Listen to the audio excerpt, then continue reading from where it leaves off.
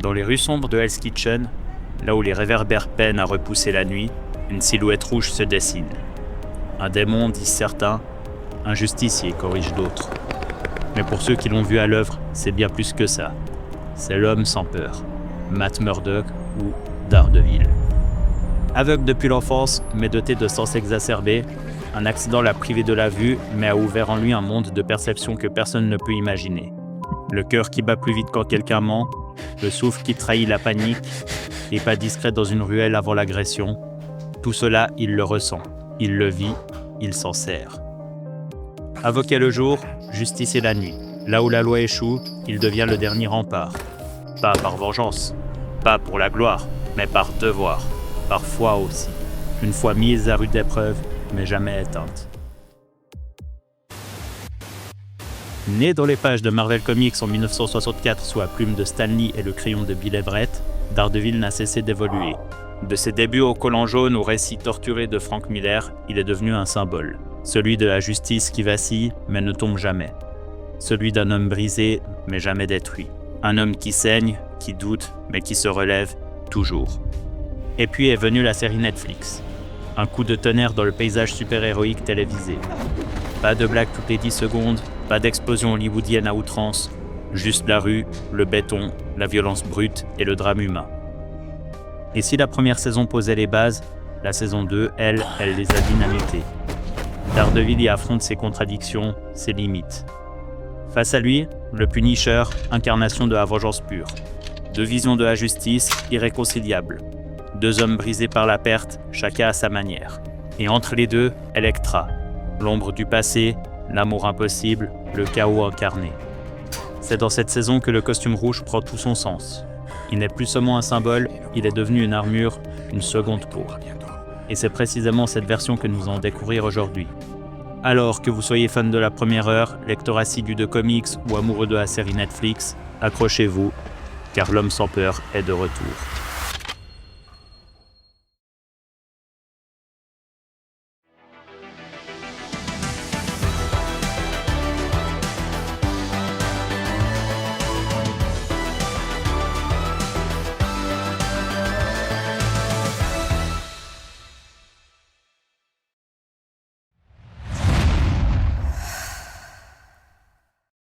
Salut tout le monde, c'est Victor et bienvenue dans cette nouvelle vidéo.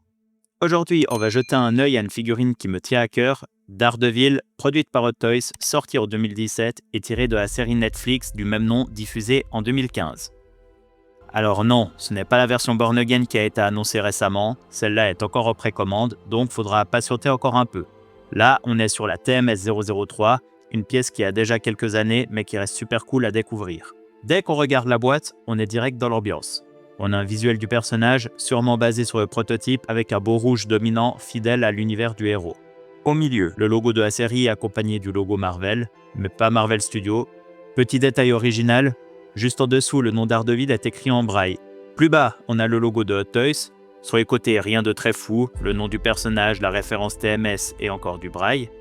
Et à l'arrière, on retrouve les warnings habituels, les logos Hot Toys, Secret Base, Toys Hunter, etc. Pas d'autocollant Disney ici. C'est logique, c'est tout simplement parce que c'était Netflix qui produisait, c'était pas Disney, ou tout simplement parce que la personne qui me l'a vendu a enlevé l'autocollant, allez savoir. Quand on enlève la première couche, on tombe sur la figurine bien mise en valeur dans son écrin. Le fond noir est simple, mais efficace.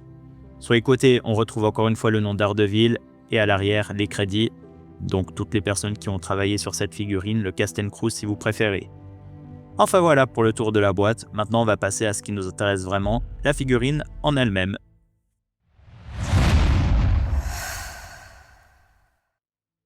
Et voilà la figurine sortie de sa boîte. Alors là, je ne lui ai mis aucun accessoire pour l'instant, il y a juste la figurine posée comme ça, histoire de bien voir la qualité de fabrication made in Hot Toys. Franchement, pour une figurine qui date de 2017, elle est toujours aussi impressionnante. Le design tient super bien la route, la tenue est nickel et les finitions sont vraiment propres. Pour la petite histoire, je l'ai acheté à un particulier pile au moment où Daredevil commençait à redevenir populaire. Et vu comment les prix ont flambé depuis, je m'estime vraiment chanceux.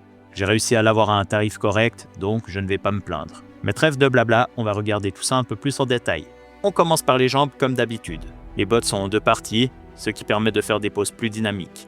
Là, c'est du plastique, bien sûr, et si je devais chipoter, je dirais que les lacets auraient pu être un poil mieux sculptés. Mais bon, à distance, on ne va pas passer notre temps à scruter les lacets non plus, on est d'accord là-dessus.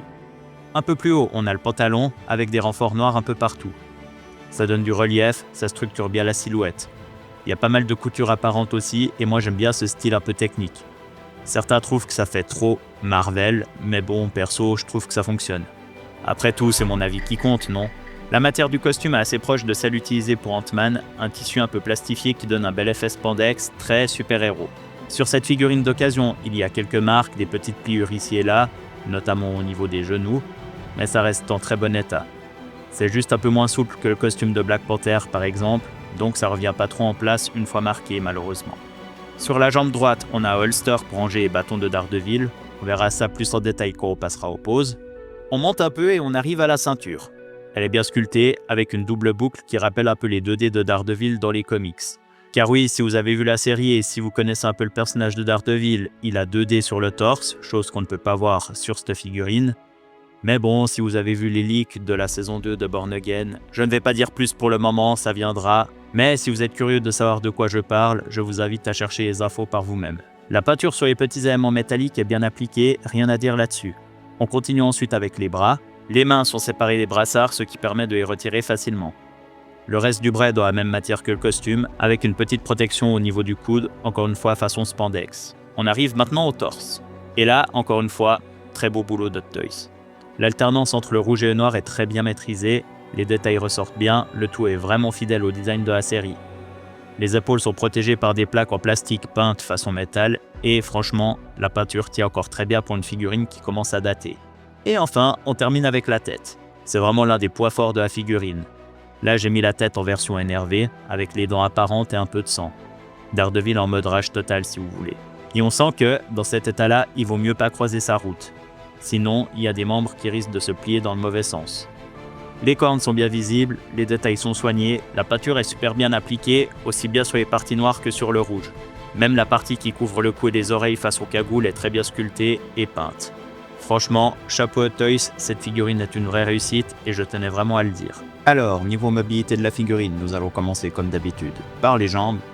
Donc là, au niveau des pieds, vu que c'est séparé en deux, on peut bouger assez facilement le bout du pied, on peut aller en avant, en arrière, sur les côtés. L'avantage avec cette pièce, c'est que ça évite d'avoir la botte qui est bloquée. Au niveau des genoux, on peut aller en tout cas à 90 degrés. On peut aller un petit peu plus, mais il ne faut pas aller trop fort, sinon ça peut abîmer le costume. Là, on voit déjà au niveau des pliures que c'est un peu compliqué, donc il faut faire attention. Au niveau des jambes, on peut monter facilement jusqu'à 45 degrés. Après, comme on peut voir, ça n'a pas tendance à bien tenir. Donc voilà, après, je mets ça sur le fait que la figurine est un peu âgée. Sur l'arrière, on ne peut pas trop aller. Ensuite, sur le côté, on peut aussi monter jusqu'à 45 degrés. On ne peut pas aller beaucoup plus haut, sinon ça pourrait abîmer le costume. Au niveau de la taille, on peut aller à gauche, à droite, en avant, en arrière. Là, l'avantage, c'est que vu que c'est coupé en deux, ça nous permet d'avoir une bonne mobilité. Au niveau de la main, on peut bouger dans tous les sens. Au niveau du coude, on peut aller jusqu'en haut avec la double jointure. Donc là, le point positif, c'est qu'on peut faire plus ou moins les poses qu'on veut avec les bras. D'ailleurs, en parlant de bras, on peut monter jusqu'à 90 degrés. Après, c'est comme la jambe, ça tient pas très bien. Par contre, en avant, on peut aussi aller à 90 degrés, ça tient un peu mieux. C'est pas parfait, mais c'est toujours mieux que rien et il faut toujours faire attention de ne pas abîmer le costume. Pour l'arrière, on est limité à 45 degrés. Et au niveau de la tête, on peut aller à gauche, à droite, en haut, en bas. C'est pas la meilleure mobilité du monde, mais ça le fait quand même. Comme j'ai souvent tendance à dire, cette figurine n'a pas la mobilité d'un Spider-Man. Après, c'est une figurine relativement ancienne, il faut pas l'oublier. Ce n'est pas Spider-Man non plus, c'est pas ce qu'on demande. Pour le coup, ça fait vraiment bien le taf. Maintenant qu'on a fait le tour de la figurine, on va passer aux accessoires.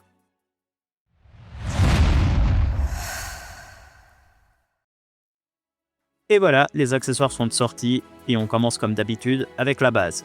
On est sur un socle standard de chez Hot Toys, format rectangulaire, sauf qu'ici il y a un petit bonus sympa, un visuel façon bitume avec le logo de Daredevil en plein centre. Franchement, ça claque. Mais ce qui rend cette base encore plus intéressante, c'est qu'elle vient avec deux extensions.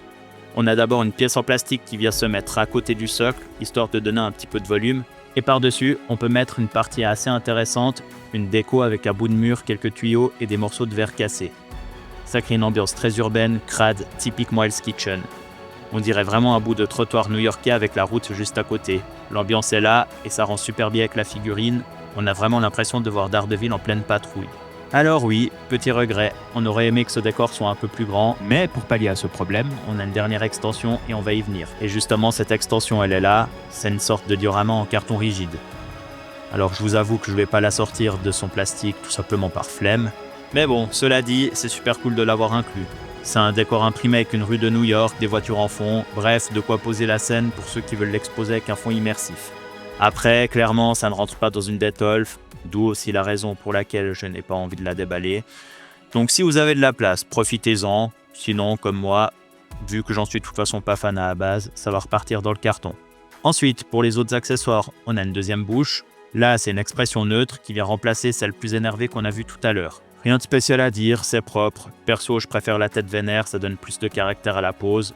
Mais la bouche neutre passe aussi très bien selon l'ambiance que vous voulez donner. Puis viennent les fameux bâtons.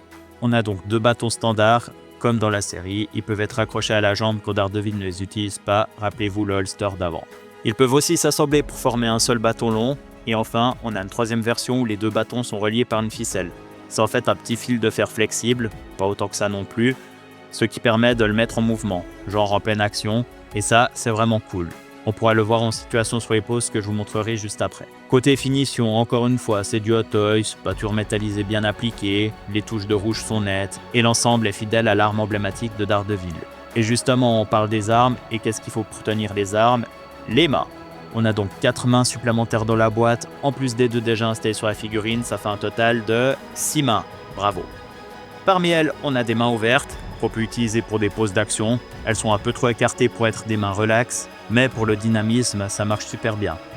Et comme toujours, la peinture est impeccable, noir, rouge, tout est net. Les petits détails comme les sortes de points américains intégrés aux gants sont bien visibles et bien peints.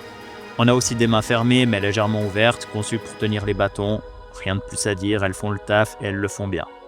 Et voilà, on a fait le tour des accessoires. Il est temps maintenant de passer à ce que tout le monde attend, les poses. On se retrouve plus tard pour la conclusion de cette vidéo.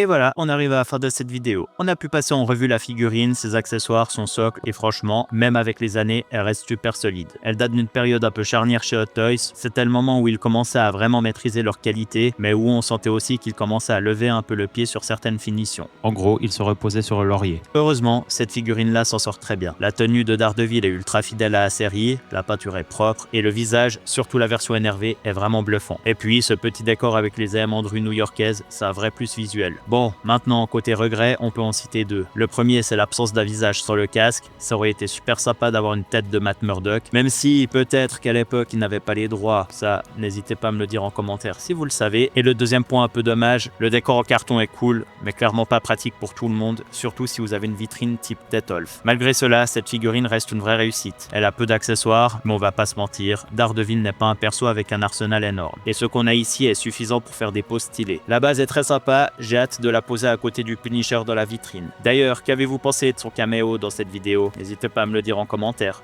La review du Punisher est déjà dispo sur la chaîne, vous pouvez la retrouver juste en haut à droite. Enfin bref, merci à tous d'avoir suivi cette review jusqu'au bout. Si vous avez envie de donner votre avis, vous savez où aller, direction les commentaires. Et si vous avez aimé, un petit like fait toujours plaisir, ça aide la chaîne à grandir. Et pour ma part, je vais vous laisser ici, je vous dis à très bientôt pour une prochaine vidéo. Ciao ciao!